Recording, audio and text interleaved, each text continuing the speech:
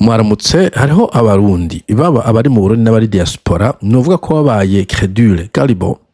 bumviriza aho karimi gasosa kabadede ngo nimuzana amafaranga nimuzana imitahe barabishora none ubenshi bari ko aricuza naje nakuvuga n'undi muntu atinya no kwivuga kubera nyene bica bimutera induru yakavuga ngo hari OPG abirimo etc navuze nti petete navyo novuga ko kubera ntafise ibintu bigaragaza ko bivuga ari byo Meda ntureka icyo shaka kuvuga n'aba bantu na cyane aba diaspora novuga ko sinzi ko novuga ko abantu bagiye kera batakuriye mu Burundi bafite ikintu ca nostalgie ikintu cy'ibigwingwiri ikintu cy'ibishobisho ureka tuje kuba yugu cacu ureka tugiteza imbere etc ugasanga mu bisanzwe CNDD-FDD irikira bakamisha irikira biba muri iyo nzira nareze kwerekana umugabo umwe umenga yari yavuye muri video USA ibintu nk'ivyo baje gutangura projet baradindiza bakiyaduhereza tumaze kudepoza amaitude yose twasabwa documents zose twasabwa twarasabye rero baduhereze autorisation ya viabilisation hamwe na autorisation ya dobature twadepoje iyo demande nk'amezi ane arashize kugeza n'uno munsi ntabwo turahabwa ntabwo turishurwa ico gisabo kumbe ngo bariko babaha itongo ry'umuntu Kwa Sebatutsi iryo tongo ni tongo giwiwe sentare yararimuhaye ndafise izo sentare imanza baciye ngaha ndaja kuzibereka ariko abadede baguma bari kamisha ngo bamaze kuba nk'ama projet ane y'abantu bagenda ngo bajye kwakora ama projet mugabo mu nyuma kubera evidemment badafise uburenganzira bwo kuhubaka bagasanga bigonze ku giti bagiye badakoze izo projet umugi wa nyuma numubona ngaha kumara aja kumviriza ibibazanye mugabo nanye numvise ko muri video bavuga ngo baje kubaka kuri iryo tongo rya Sebatutsi mu diaspora mwebwe muja kubaka ku itongo ry'undi muntu nkande ubundi ugiye gukora business yose itongo propriété ibiki immeuble nibiki ivyo nibikora nibijya mu mutahe ugomba kubutwaye ivyo cyo mu Burundi ngo tuha amatongo ya gusa mu bihugu murimwo murabona president afise uburenganzira bwo gutanga propriété ikibanza nubwo cyo bicara leta wanashaka ntibishoboka mugomba kugura yo mugomba gukora ama projet sino muri gufasha abadede kunyaga ariko reka tubanze tumumvirize nayo imihimbiri ibisuma n'abambuzi nibamenye ko nibafatwa bazohanwa nyaguhanwa. Bo video ikiracu yaca kuri mashariki kumurayisha ko nuko no kuyani masite ndaja kuvuga dukenje ndengana. Twebwe dusanze dufise projet ngaha ni company yitwa BDUSA Visionary Solution. Murumva ko ari cyo kimwe na BDUSA mama iri muri Amerika aha ni company rero twe tugiye kubaka amazu 3,000 harimo amazu rusangi apima arimo dinivo inivo 10 hanyuma hakaba hariho n'ayandi mazu asanzwe tukaba tuzoba twubaka igisagara cy'iwacu gifite amatara n'amazi by'iwacu ibintu byose tuzovyikorera muri ico gisagara. Ibyo ni nonsense ko igisagara amazi n'amatara n'ibintu bigize ico bita grid ntabwo umwe wese yubaka akadumba kiwe kandi kiwiwe bo gusa nuko nzi project ntizokura okay iyi project norahira ijana kwijana ko iyi project azokubakwa okay hagira umuntu azadutegereje nzomuhe $1,000 iyi project yaramuka yubatswe n'umucafu nitwe tuzowitorera tukuraho tuja kuhingura kuburyo bazoba baba muri ico gisagara bazorihishwa amahera make cyane y'amatara n'amazi kubera ko uwo mwanda uva muri twebwe canke ibyo twakoresheje tuzosubiramwo kubihingura. Bo muhingo uyu mwanda bigabanya gute bire y'amatara n'amazi epe muhongero nkande imyana ntihingure ko yaho mwari mubizi mubaye aba millionaire genda mu bihugu byose burayi bafite ikibazo cha landfill bafite imyavu myinshi bavuze icyo bayikoresha genda mu babwenge n'abahindura imyanda landfill wacu millionaire shokora ukuntu bahindura imyanda yose ukayihingura man come on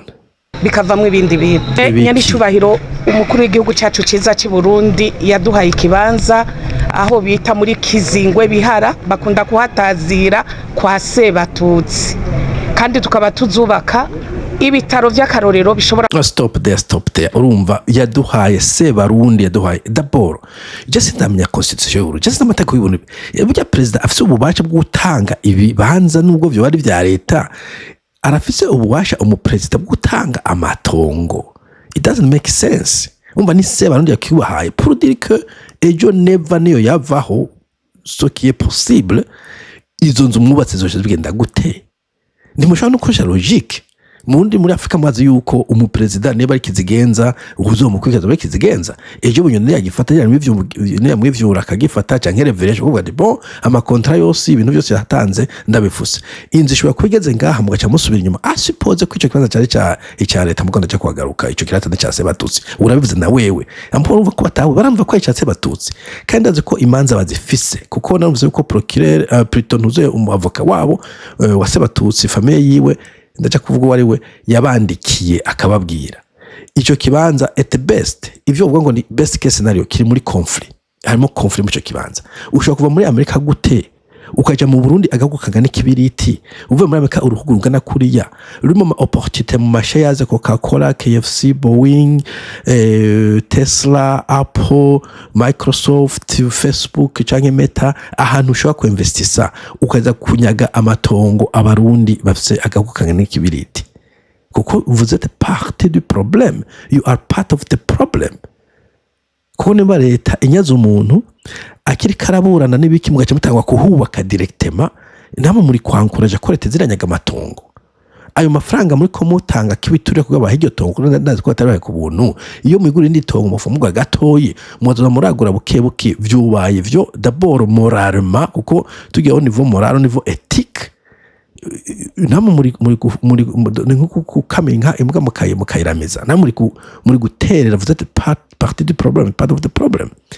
Mais au niveau légal aussi igoro sugu wanyu nta muntu abayitongo nta muntu never mukene tongena mu giheti wabo ko mbere niba sayo yamusigi abakatireko ndashaka kuzakatakata Burundi nkuko reka kata umurima wiwe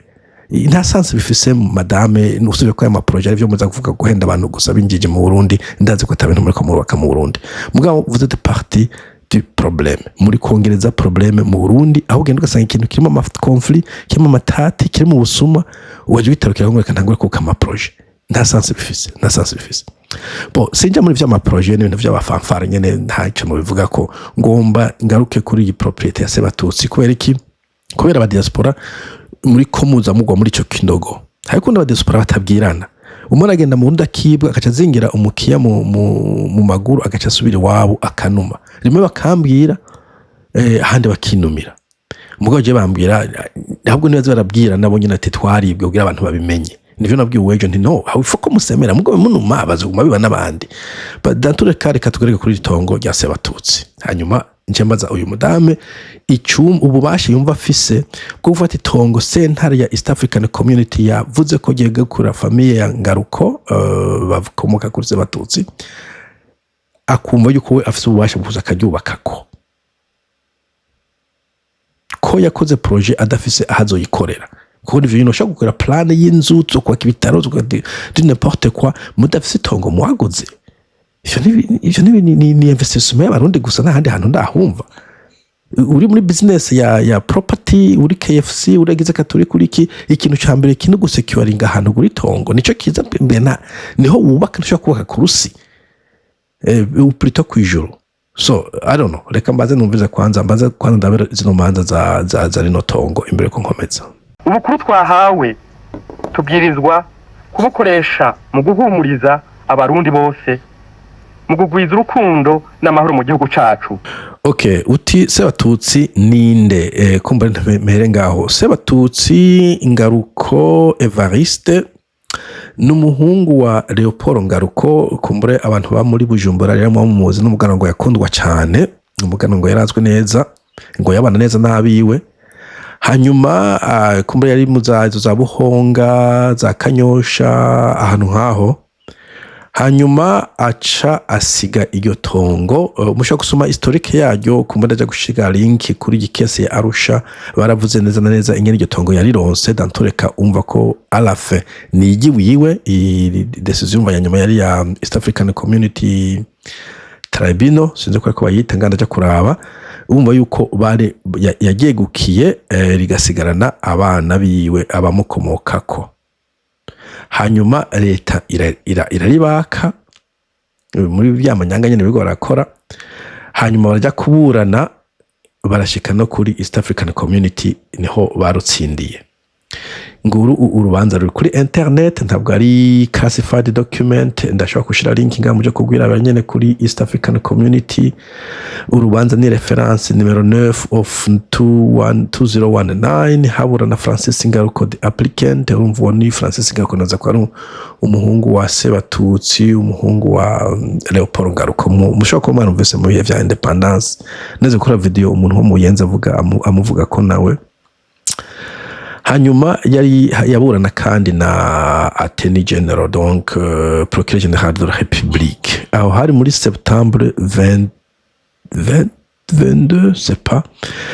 Mais dans tous les cas, urana yuko baraburana, mushaka gusoma urubanza baravuga cisha ama detail ingene yarironse n'amategeko traité ibintu byo guhera ku kibirigi, barabandanya nibaza ko tugiye kusoma twara hano suje kumenya na bitara ko ari ibintu by'ubucamanza. Mugabo arafe ni page 22 to be kugira mbe précis. Arafe turabona abantu bazisinye ko abajuge, harimo umurundi ndibaza umwe, abandi kumbure n'abatanzania n'abakenya n'abaganda. Hanyuma la finalité décision bavuze bati for all the foregoing reasons, kubera izo mpamvu zose twavuze mu conclusion indunduro, the court allows the reference. Bon, sinzi ko abo kuba turemeye urubanza. We according declare and the order, no kuvuga ubu turadeclare kandi turategetse. Nibaza ko abantu muri Amerika mu cyongereza je nibaza sinzi bantu muri video USA murakwiye kumbure ngo umuntu yo telefone akambwira igituma muri kumubaka ku itongo ritari ryanyu en première. Anyway, urumva yuko we order etc. Umva ko bavuze ngo the decision of the respondent. So respondent ni wari yitwariwe, ariwe Procureur General cyangwa yaserukiye leta. Bavuga rero kugira ngo ibintu nk'ivyo declare the property, donc ko kugira ngo iyo propriété bayimwaka uwo muntu vyari kuvyaciye kubiri na article 6 ya iyo traité. Bon, ishobora ko ari traité yatumye ronka iryo tongo. Hanyuma B acho kiri important kivuga ngo the respondent should restore the property to the applicant and pay him adequate compensation, etc. Donc yuko Procureur Général de la République yategeza gusubiza itongo nyene ryo kandi ahubwo bakamuha n'agashumbusho. The respondent shall pay the applicant the cost of this reference. Umva ahubwo ko bace banariha, bace banatekana te Burundi ko iriha amafaranga yajanye na cost, ibintu bijanye no guca urubanza ko abayaronde nko mu avoka etc. Bo now imagine rero namwe mu aba video same umunsi bagiye kubaburanya, kuko birashoboka basanze ari mu muri ko murahubaka batibone medusane kuri terere tayi Burundi bakirotira, namuzo ba oblige yo kuriha umu avoka, kuko urumva bafise representation bagize imana ko kumbure bahagaze neza financièrement, kuko nibaza ko abantu benshi bari kwanyagwa amatongo bakabura ingene baburana. Ariko urabona yuko bobo bashoye kurushingisha. Mushobora gusoma ko info uko vyatanguye. Donc ko wagiye the applicant yaserukira iyo famille ya Evariste Sebatutsi bibujumbura, Attorney General nawe ngaho hanyuma the applicant urumva famille ya Sebatutsi yari represente na Monsieur Mr Hannington Amor avoka. Hanyuma Uburundi nabwo bwaserukiwe na Diomede Vyizigiro na Pacifique Barankitse que je connais je crois. Voilà, urumva yuko urubanza bari babaye represente mugabo baratsindwa, nkuko navuze iyi ni naho bitamo n'ikizingwe. Kenshi na kenshi nivuga ko ari Kwa Sebatutsi ngo kizingwe cyangwa andi mazina, mugabo urumva ko ujya mugore ya pressure ko ari Kwa Sebatutsi. Nkuko navuze iyi ni background y'ingene iyo tongo bari ronse, mais peu importe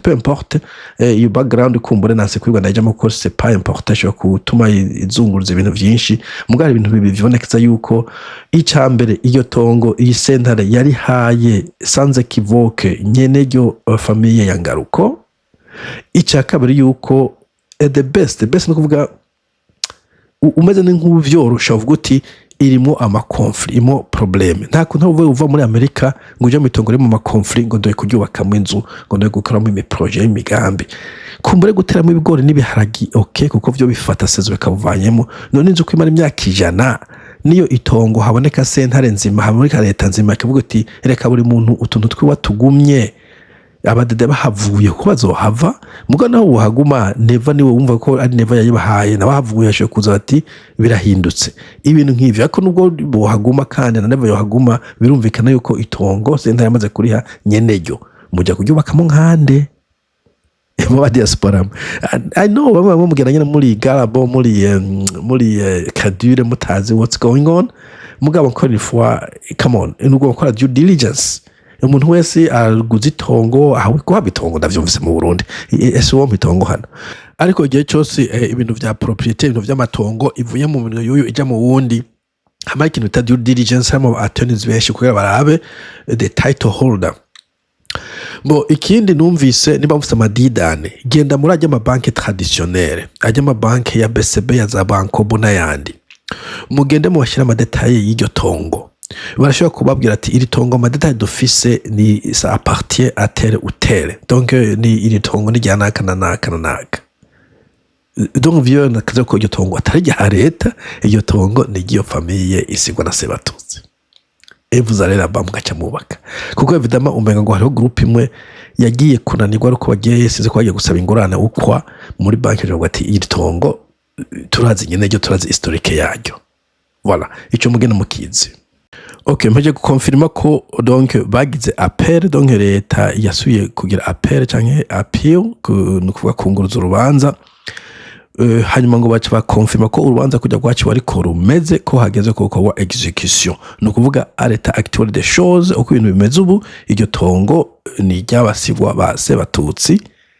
niko bimeze ntabwo ari legalement par nta conflit ihari ni ry'abo bantu gusa abadedekora kunda conflit bahisemo conflit nkuko yego ci conflit mu bintu byose naho bihagaze ubu bo iki naco ntimushobora kwitwaza ngo ntitwabimenye ku mpamvu ya mbere yuko mubanza kora due diligence biyavuga ngo personne censée ignorer la loi ivyo iyo ugiye gukora projet nini nkiyi haba harimo umuloya mu avoka wanyu akakora due diligence akabavya ibintu byose ko bitunganya nimba mu avoka wanyu yagiye gatembera agasanga iryo tongo koko mukwiye kuryubakamo murarondera undi mu avoka mugabo ameme tabeneka ko mu avoka wa famille yoba yarabandikiye nga copie transmise pour information de le président de la République c'est par andikira bo muri East African Community arandika ministère de la Justice arandika procureur général andika ministère de l'Intérieur andika ministère des Finances andika ministère des Infrastructures ministère de l'ambassadeur des États-Unis d'Amérique au Burundi monsieur le président de la Cour africaine des droits de l'homme des peuples imaginez nk'ibi bintu byose muri kumurengana mukaje muri ibi bintu vieille cyane de conservation monsieur souci mugaka ngo installation illicite d'un panneau publicitaire Bujumbura Green City donc urumva ko cette fois-ci baragiye bashinga icapa Bujumbura Green City tugiye kubaka mugabo gati you trespassed iteresi yiwanyu never nta bubasha afise nubwo abwiye habwo gufata amatongo ya Sebarundi amatongo y'abarundi ngo tangwe kohereza abantu ivyo c'est impossible ivyo c'est impossible ntibishoboka bon ndabona bandikina Samuel ndahiragije kuko nanye navuga vya vidi Burundi mwana yuko bavuze bati mise en demeure de 15 jours pour enlèvement de ce panneau donc bahaye imisi 15 mube mwabivanyeho kubera you trespassed ikunuko trespassing amagi kwitongo ry'umuntu muhashinga ibintu come on ifo koresha common sense ba mu diaspora ifo koresha common sense nta kuntu twuva muri diaspora ngo tuje kunyaga abarundi ivyo mumva bifite sense nubwo wovuga uti bo no urubanza deje umva ko barutsinze jembe nuva nubwo barutsinzwe bakikora rugofera you are part of the problem ugiye ugaca ugenda ugaca unyaragasa ukaja kubaka kwitongo riri muri conflict encore une fois abandi babandi baza mu nyuma barira ngo baratwivye ni mwakoze due diligence bona uwo mugabo musa namukariye nubwo numvise amadetaye menshi mugana nuko atakuza due diligence ko nabo nyene ngo bagomba kuba kuri itongo rya Sebatutsi baca baradindiza engineer sose engineer sora of course kubera navyo droit legal yo kubahira itongo cyo tuma cha bidindiza kugira ngo muyibaze ngo vyapfiriye ahandi kuri mwebwe kumba vyapfiriye kuri muri bo bariko batanga itongo atari ryabo. Voilà, urabona ko bavuga nyene invasion and interference illicite mu nyene ko musanzwe babahaye trespass ko mu trespassinze Bujumbura Green City United Development and Prosperity anko ni fomo wa diaspora kirazira kuja gukora projet isaba iki umutaha utawufise. I projet isaba itongo ugomba kufita amafaranga yo kurigura yo kurikotesha ou quelque chose comme ça. Wumvise nakavuga bitongo ivyo bibahehe ni papa wawe se yakugabiye itongo nta sanse bifise kumva ko hari umuntu munda azokugabira itongo rivuye anko nisinze ko mu na demographie Burundi ubundi buri très dans ce peuple kuva muri diaspora ibigo biri vyagutse gutyo mwaca kunyaga amatongo abarundi c'est ridicule je nta bintu vyikugira ko nzobagirira. Ok, voilà, donc urumva yuko iyi trespass note ko ari vuba cyane mushaka kuyisoma kandi nayo nyene kumbure sinze ko nayisangiza sinze ko nashaka gusangiza PDF mugabo bi kugaragara ko hashize icapa none ico capa musanzwe imagine ufite itongo wawe waratsindiye kumbure nawe uri kupanga ama projet uzohava wiyubakiraho ukazone umuntu asaje kumanika ivyapa ngo yavuga yenda neva deja yayiguhaye ryari urafise document navyerekana bo iyo document afise poids légal ko bintu byo ngo nakarasinye yanyoyo isongo ça c'est pas la loi kandi ngatuwe turano ahantu hari civilisé ahantu hari amategeko ivuga ko tuba modèle ntagushobora kugenda ahantu muri jengere ngo utanga kuri ibintu byo muri jengere ivuga kugenda kuvuga uti bon cyangwa umuntu civilisé ndafise amafaranga nzogura nzoga ivyo ni nzoga nkaravye sivule nzoga ivyo nakora ivyo nabiri yakuye itongo ni ikintu kizimvye ku isi yose uburundi gatoye cyane ariko ndaraba nabwo burazimira ariko ndaraba inzu bako kugurisha miliyoni 500 mu Burundi c'est ridicule wowe cyumva ko cyo kuronka itongo rya gusa ça c'est trop ridicule. Bon mugabo ko ari date juillet le 3 uyu mwaka n'indi nyene muri yo juillet